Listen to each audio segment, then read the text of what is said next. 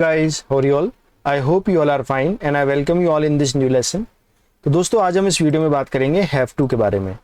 Have to English में कैसे use करते हैं, क्या इसका यूज़ होता है, सभी आपको बताऊंगा। हैव टू के साथ में दोस्तों हम लोग हैज़ टू का भी यूज़ करते हैं, तो obviously have to and has to both we are going to cover in this particular lesson. दोस्तों इससे पहले मैंने आपके लिए और भी वीडियोज़ बना दी हैं, उम्मीद करता हूँ आपने वो वीडियोज़ देख लिए हैं। और ये जो वीडियोज़ मैं आपके लिए बना रहा हूँ दोस्तों, फ्री ऑफ कॉस्ट सारी वीडियोज़, क्वालिटी वीडियोज़ आपके लिए मैं लेके आ रहा हूँ। तो अगर आपको मेरे एफर्ट्स अच्छे लगते हैं दोस्तों, आपको करना क्या है, आपको वीडियो को लाइक करना है। अगर अब तक आपने दोस्तों चैनल को सब्सक्राइब नहीं किया है तो आप चैनल को सब्सक्राइब भी कर लीजिए। इस चैनल पर आपको इंग्लिश लैंग्वेज के वीडियोस मिलते हैं, साथ में आपको जीएस के वीडियोस मिलते हैं, जैसे कि हिस्ट्री के वीडियोस मिलेंगे, इकोनॉमी के वीडियोस मिलेंगे, क्विजेज मिलेंगे, यानी कि ओवरऑल आपको काफ़ी सारी चीज़ें, काफ़ी सारा अच्छा कंटेंट आपको इसमें चैनल पर मिल जाता है।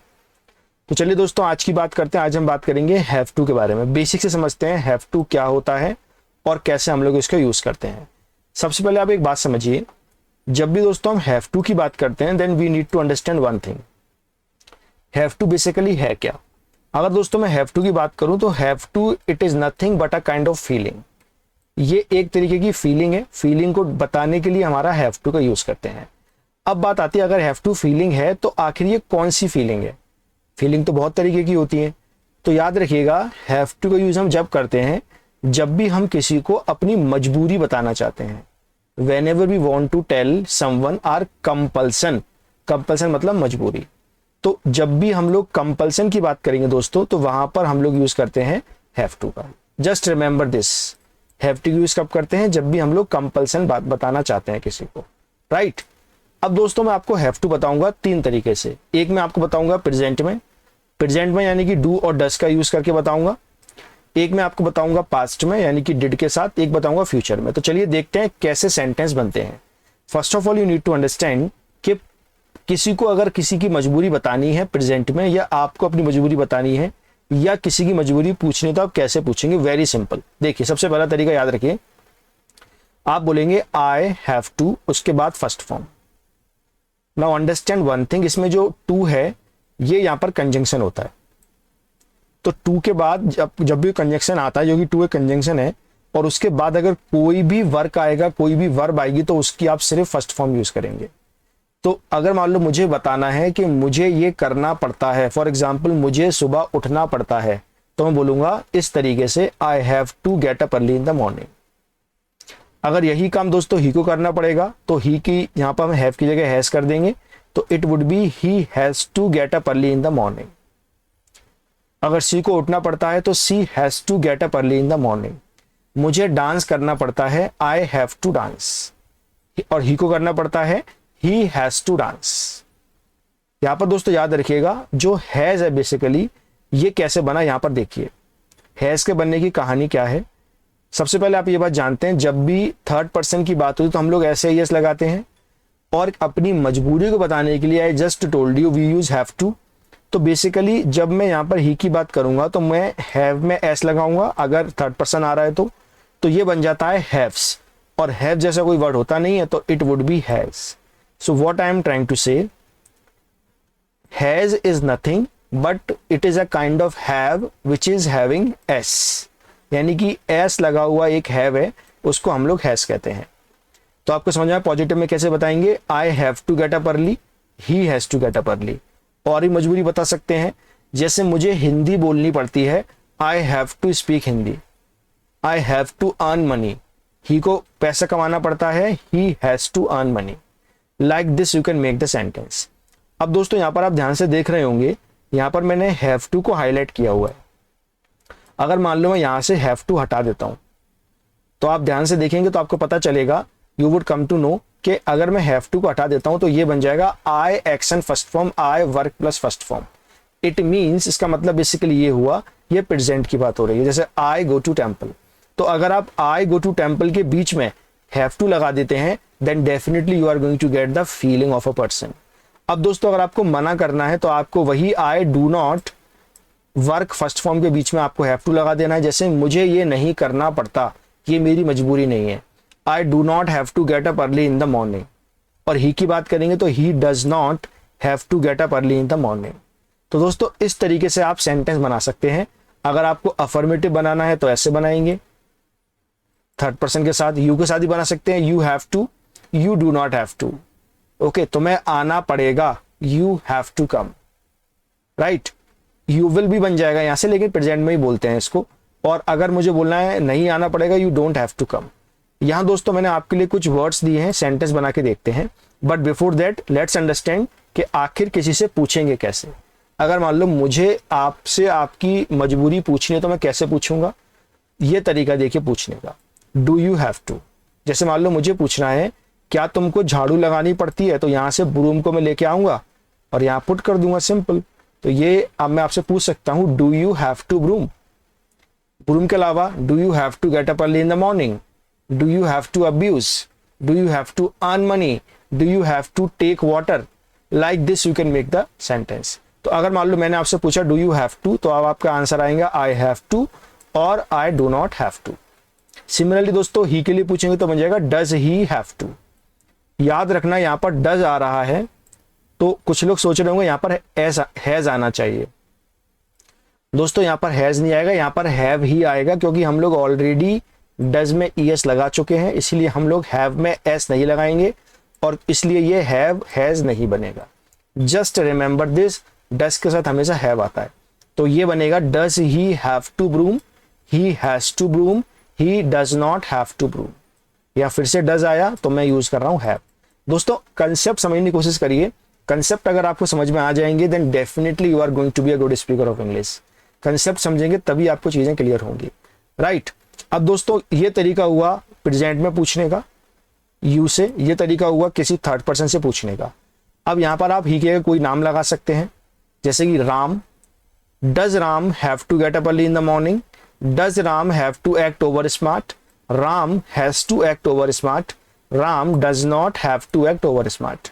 Do you have to act over smart, I have to act over smart, I do not have to act over smart.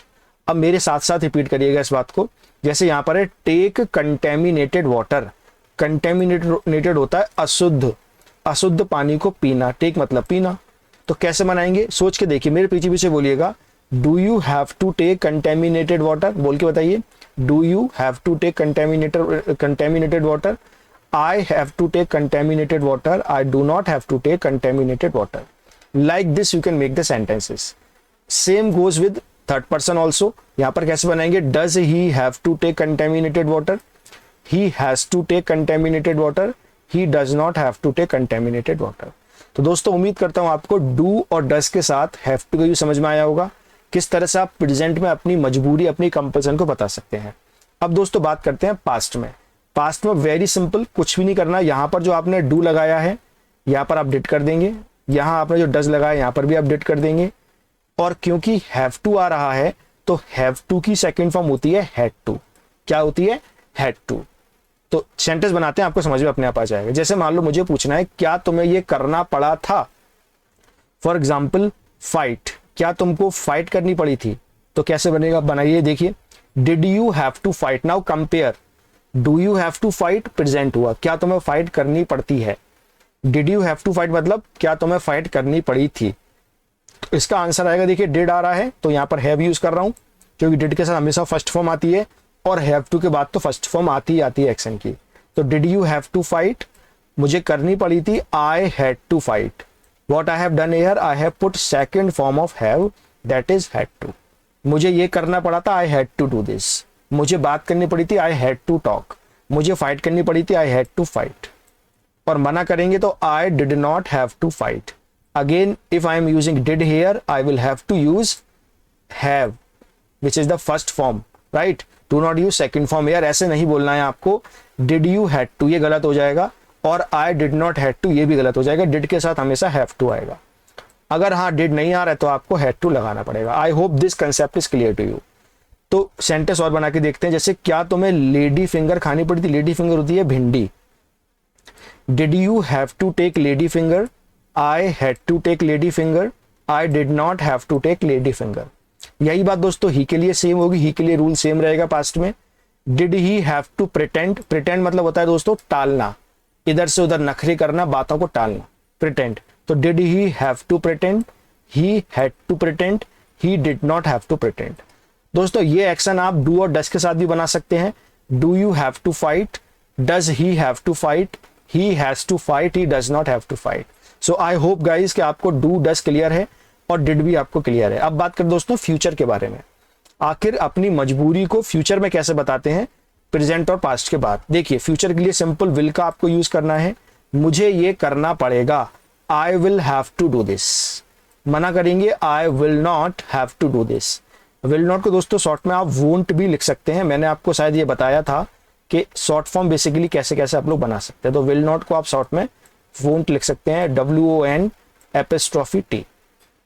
So I won't have to और I have to, like this you can make the sentence. तो sentence बनाते हैं। पहला यहाँ पर देखिए ये है डू द डिशेस, इसका मतलब होता है बर्तन साफ करना। नॉर्मली लोगों की ये क्या होती है, मजबूरी होती है। तो कैसे बनाएंगे, will you have to do the dishes, I will have to do the dishes, और आई वोंट और I will not have to do the dishes.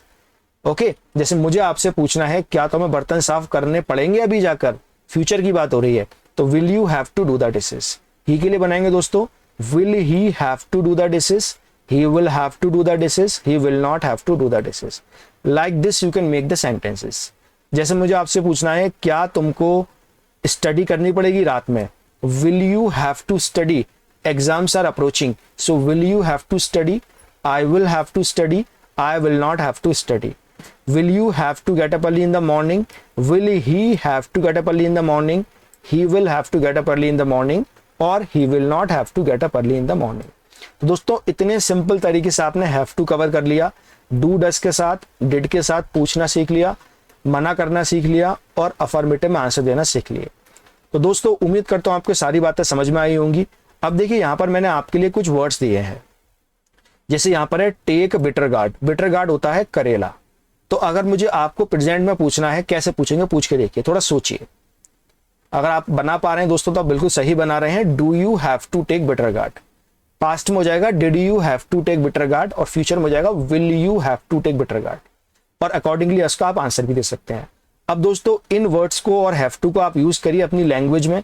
उम्मीद करता हूं ये सारे ही वर्ड आपको पता हैं, और आप मुझे एक एक सेंटेंस बना के बताइए प्रेजेंट में, पास्ट में और फ्यूचर में। कमेंट में देखते हैं कितने लोग बना पाते हैं हैव टू के साथ सेंटेंस, राइट। और दोस्तों इसको यूज करिए, हैव टू काफी ज्यादा बोला जाता है प्रेजेंट में, पास्ट, फ्यूचर में, सभी जगह पर। यहां पर दोस्तों आपके लिए एक मैंने एक्सरसाइज दी है, यहां पर आपको पुट करना है have to and has to. यहां पर आपको अफर्मेटिवली पुट करना है और यहां पर आपको नेगेटिवली पुट करना है।